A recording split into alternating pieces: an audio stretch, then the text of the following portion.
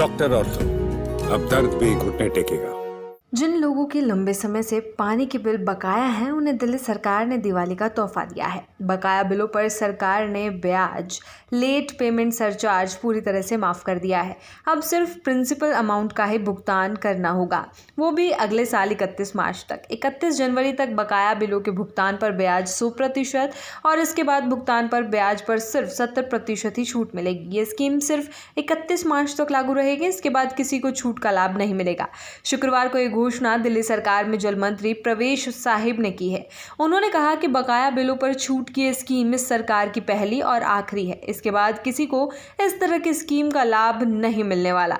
मंत्री के अनुसार दिल्ली में लाखों लोग हैं जिनका लंबे समय से पानी का बिल बकाया है। किसी का 1 लाख से ज्यादा तो किसी का 70,000 रुपए बकाया है। बकाया बिलों की गणना चक्रवृद्धि ब्याज दरों पर होने के चलते मूल बकाया बिल की तुलना में ब्याज ही कई गुना हो चुके हैं। ऐसे में लोग काफी परेशान हैं और लंबे समय से बिलों का भुगतान नहीं कर रहे थे।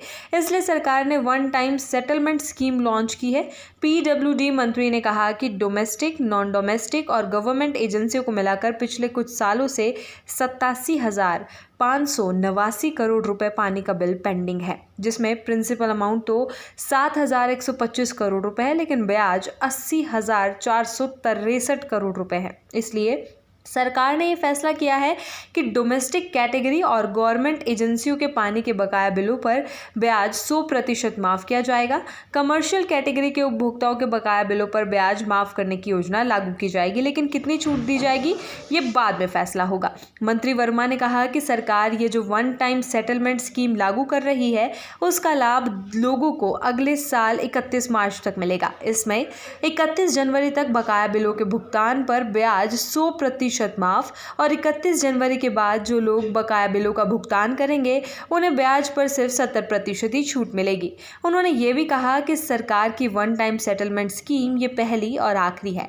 इसके बाद किसी को इस तरह की स्कीम का लाभ नहीं दिया जाएगा। स्कीम का लाभ सभी को मिले, इसके लिए सभी इलाकों में जल बोर्ड शिविरों का आयोजन भी करेगा। डॉक्टर ऑर्थो, अब दर्द भी घुटने टेकेगा।